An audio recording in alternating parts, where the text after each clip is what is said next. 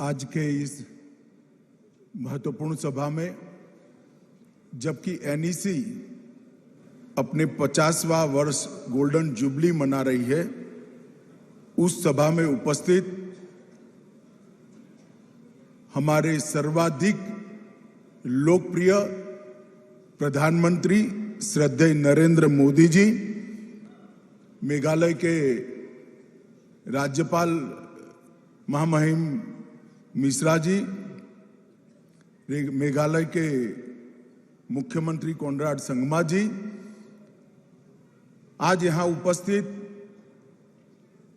केंद्रीय मंत्रीगण और सभी राज्यों के, उत्तर पूर्व के सभी राज्यों के मुख्यमंत्रीगण, और आज इस सभा के अंदर मेघालय और उत्तर पूर्व के सभी राज्यों से आए हुए सभी भाई बहनों का मैं हृदय से स्वागत करता हूं, अभिनंदन करता हूं। अभी अभी प्रधानमंत्री जी के अध्यक्षता में नॉर्थ ईस्ट काउंसिल की मीटिंग समाप्त हुई है और इस मीटिंग में प्रधानमंत्री जी ने 50 साल के नॉर्थ ईस्ट काउंसिल के काम की तो सराहना की, साथ ही साथ में अगले 50 साल में नॉर्थ ईस्ट काउंसिल 25 साल के बाद उत्तर पूर्व कैसा होगा, इसका एक खाका खींचकर विकास के सभी आयामों पर अपने लक्ष्य तय करें, यह भी कहा है। मित्रों, आज जब मैं यहां खड़ा हूं तब 8 साल पहले का उत्तर पूर्व और आज का उत्तर पूर्व, मोदी जी के प्रधानमंत्री बनने के पहले का उत्तर पूर्व और आज का उत्तर पूर्व, इसकी तुलनात्मक दृष्टिकोण से अभ्यास करते हैं तो मालूम पड़ता है कि मोदी जी के प्रधानमंत्री बनने के बाद उत्तर पूर्व पहली बार शांति और विकास के रास्ते पर आगे बढ़ा हुआ नजर आता है। पहले के जमाने में उत्तर पूर्व के लिए बजट का तो आवंटन होता था, परंतु वो बजट नीचे तक परकोलेट नहीं होता था। मोदी जी के प्रधानमंत्री बनने के बाद ढेर सारे शासकीय परिवर्तन करने के बाद आज बजट गांवों तक पहुंचा है और काम में परिवर्तित होता हुआ दिखाई पड़ता है। ये बहुत बड़ी उपलब्धि। मोदी जी ने हमेशा उत्तर पूर्व को प्राथमिकता दी है।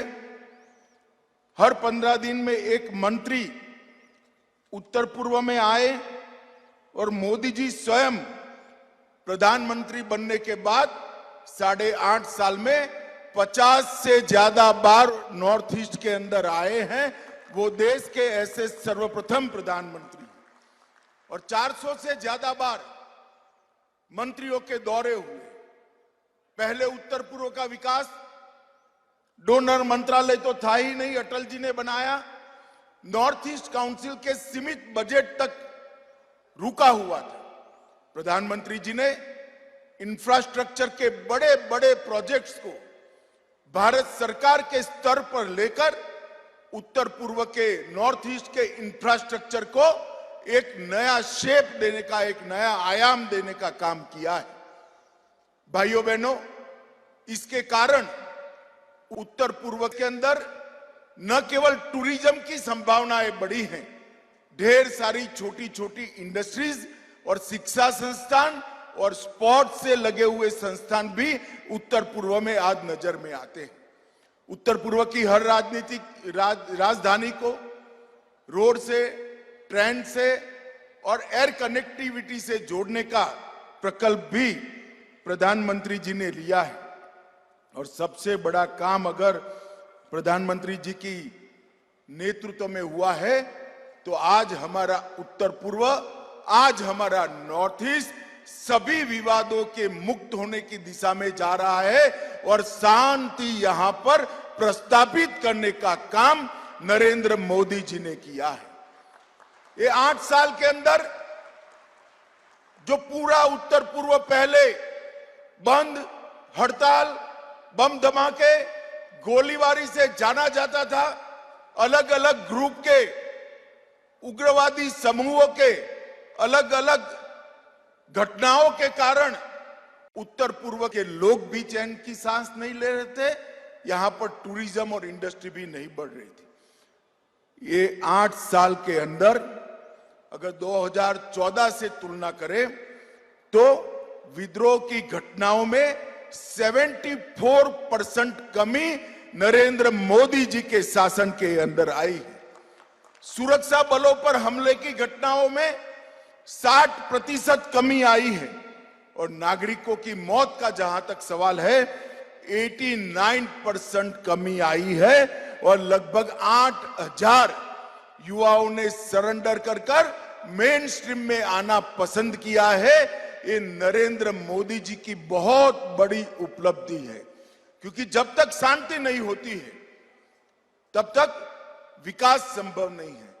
जब तक शांति नहीं होती है तब तक शिक्षा भी संभव नहीं है, ना स्वास्थ्य के संस्थान भी आ सकते।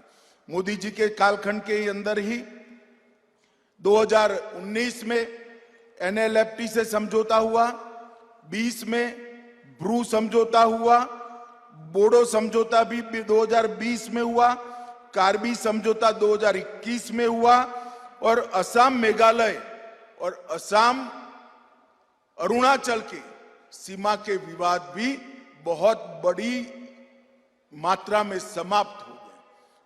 आज मोदी जी के नेतृत्व में उत्तर पूर्व एक विकास के रास्ते पर अग्रसर हुआ है। उत्तर पूर्व के अंदर शांति बहाल हुई है और उसका ये उदाहरण है। पहले अपसपा को हटाने के लिए ढेर सारी डिमांड आती थी, अब किसी ने डिमांड नहीं करनी पड़ती है। भारत सरकार 2 कदम आगे बढ़कर अपसपा हटाने के लिए इनिशिएटिव ले रही है। आज आसाम के 60% क्षेत्र अपसपा मुक्त हुए हैं। मणिपुर के 6 जिलों के 15 पुलिस स्टेशन को बाहर कर दिया गया है। अरुणाचल में 1 ही जिला बाकी बचा है।